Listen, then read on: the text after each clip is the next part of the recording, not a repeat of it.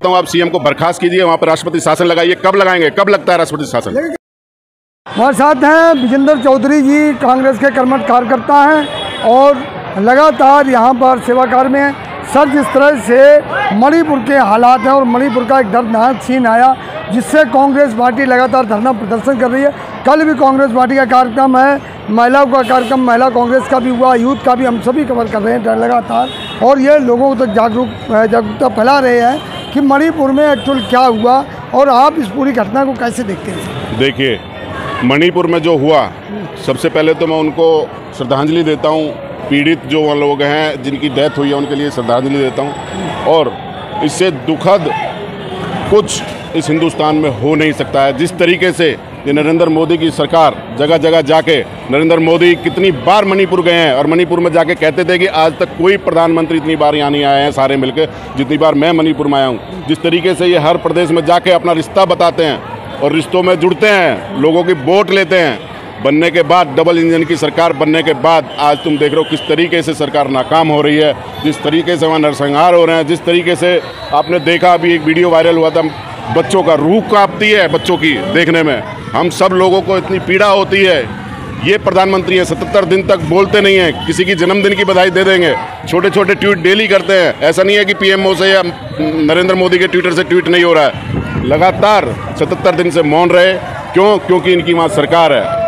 काश वहाँ सरकार कांग्रेस की होती या किसी और पार्टी की होती तो आप भी जानते हैं अब तक नरेंद्र मोदी कितनी बार बोल चुके होते हैं। सर, वो नारी सम्मान की बात करते हैं, बेटी पढ़ाओ बेटी बचाओ की बात हो रही है, वहीं महिलाओं को नग्न करके घुमाया जा रहा है। देखिए, ये सब इनके जुमले हैं।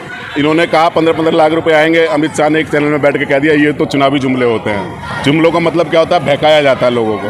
तो ये सब इनके चुनावी जुमले हैं। बेटी पढ़ाओ बेटी बचाओ, जिस तरीके से आपने देखा 2 महीने तक किसान बेटियां जो इंटरनेशनल लेवल पे देश का रोशन करके, नाम रोशन कर आई हैं, वो किस तरीके से जूतों से रौंदी गई, आपको सारा पता है। आपने एक एक चीज़ कवर की है। सोशल मीडिया वाले लोग भाइयों का मैं धन्यवाद करता हूँ। मीडिया, मैन मीडिया ना दिखाए, गोदी मीडिया भले ही ना दिखाए, लेकिन सोशल मीडिया और छोटे चैनलों ने लगभग दिखाया है। जिस तरीके से उन बहनों का अपमान हुआ, ब्रजभूषण को जिस तरीके से बचाने के लिए आज तक क्या कहते हैं, पोस्ट को लगने के बाद कोई एक आम आदमी मुझे बता दो जो जेल के अंदर ना गया हो। लेकिन सर, मणिपुर की इतनी बड़ी घटना है, जब भी आप कह रहे थे, अभी आप भी बता रहे, मैंने भी देखी वीडियो, तमाम लोग जिनसे भी बात हो रही मेरी, वो कह रहे वीडियो जो मैंने देखी है तो रूह कांप जाती है। बिल्कुल सही बात है। लेकिन सर, ये बताइए कि वहाँ के जो सीएम है वो कह रहे छोटी सी घटना है। उनके लिए ये छोटी सी घटना है और उनकी पोल, उनकी प्रदेश की पोल, डबल इंजन की सरकार की पोल उनके सीएम ने खोल दी है। जिस तरीके से ये वीडियो आई, वहाँ पर गोदी मीडिया दिखा नहीं रही है, वहाँ बहुत सारी ऐसी वीडियो होंगी और बहुत सारी घटनाएं ऐसी होंगी। उनके सीएम के मुंह से कल ये निकल गया कि ये तो हज़ारों FIR ऐसी दर्ज हैं। इसका मतलब हज़ारों लोगों के, हज़ारों बच्चियों के साथ ऐसा हो चुका है। इससे बड़ा फेलियर इस सरकार का क्या होगा?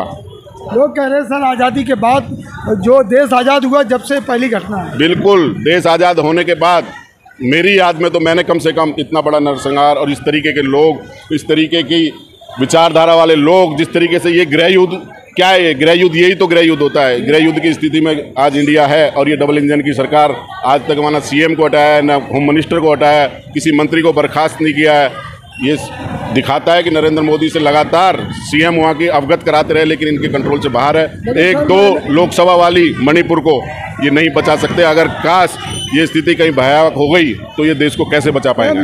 सवाल यह है कि महिला बाल विकास मंत्री भी कुछ नहीं बोली अभी तक। महिला विकास मंत्री जिस समय विपक्ष में हुआ करती थी वो उस समय बोला करती थी। आपको भी पता है, बीजेपी और बीजेपी के लोग विपक्ष में बैठकर काम होता है सरकार को जगाने का, लेकिन इस तरीके का नहीं होता है कि 400 रुपये सिलेंडर पे अगर 20 रुपये बढ़ गए तो सर पे सिलेंडर लेके घूमती थी, आज 1150 रुपये हो गया, उससे कोई पता नहीं है। आज बहनों का रेप होता है। आप कितने यूपी में कितने रेप हुए हैं, कितनी बड़ी बड़ी घटनाएं हुई हैं। आज तक बाल विकास मंत्री जो है महिलाओं के लिए जो हमेशा बोला करती थी, मौन है। इससे उनकी बेशर्मी का आलम आप देख सकते हैं। ये बेशरम लोग हैं, ये सिर्फ विपक्ष में लेकर शोर मचा सकते हैं, सरकार चलानी इन लोगों को नहीं आती है। लेकिन सर कहते हैं कि सनातन को बचा रहे हैं। दूसरी बात ये कर रहे हैं नारी से सम्मान हो रहा है, वहीं महिलाओं को नग्न होकर घुमाया जा रहा है सर, और कहते हैं कि हम नारियों को पूजते हैं। कहीं नहीं पूछते, ये दोगले लोग हैं, ये अपने मतलब के लिए पूछते हैं। आपने देखा अभी किस तरीके से बीजेपी के एक कार्यकर्ता ने मध्य प्रदेश में एक आदिवासी के ऊपर पेशाब किया। ये दिखावा देखो, अगले दिन कुछ समय बाद सीएम वहाँ जाते हैं और उनको गंगाजल से नहलाते हैं और उनके पैर छूते हैं। ये एक दिखावा है।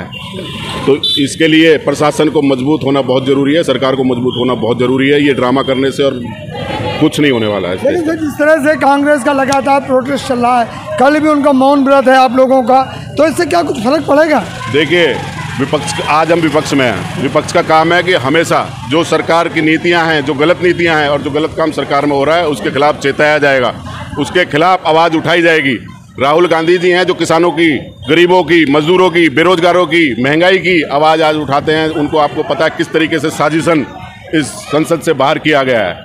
तो आवाज़ तो कांग्रेस हमेशा उठाती आई है और हमेशा उठाती रहेगी। विपक्ष का यही काम है कि अपने लोगों के लिए, अपने देश के लिए लड़ती रहे और इनको चेताती रहे।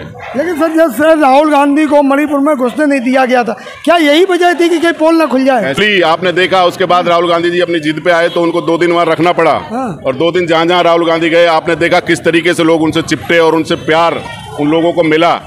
ये देखने वाली बात है। आज मैं कहता हूं कि नरेंद्र मोदी घुस के दिखा दे राहुल गांधी की तरह मणिपुर में, इसको पता चल जाएगा कि सवाल यह सर, जिस तरह राहुल गांधी को रोका जा रहा था अंदर मणिपुर में जाने के लिए, क्या इसी वजह से रोका जा रहा था? बिल्कुल इसी वजह से रोका जा रहा था कि राहुल गांधी अगर वह जाएंगे तो मीडिया भी जाएगी, सोशल मीडिया भी जाएगी, उनके पर्सनल कैमरामैन से भी जाएंगे, तो कम से कम वो चीज़ें उजागर ना हो, इसलिए रोका जा रहा था। उनको रोकने से अच्छा था कि वहाँ के बेहतरी के लिए। अब मैं कहता हूँ आप सीएम को बर्खास्त कीजिए, वहाँ पर राष्ट्रपति शासन लगाइए। कब लगाएंगे? कब लगता है राष्ट्रपति शासन? लेकिन कह रहे हैं सर, कुछ लोगों की गिरफ्तारी हुई है। कुछ लोगों की गिरफ्तारी से क्या होता है? पूरा प्रदेश जल रहा है, पूरा प्रदेश आग में जल रहा है। कुछ लोगों की गिरफ्तारी से कुछ होने वाला नहीं है। वहाँ पर सीएम को हटा के राष्ट्रपति शासन लगा दो, 2 दिन में वहाँ सामान्य हो जाएगा। तो ये थे विजेंद्र चौधरी जी, जो कि कांग्रेस के कर्मठ कार्यकर्ता है। इन्होंने स्पष्ट रूप से कहा है कि मणिपुर के हालात के असली जिम्मेदार वहाँ के सीएम को बर्खास्त करके वहाँ पर राष्ट्रपति शासन लगना चाहिए।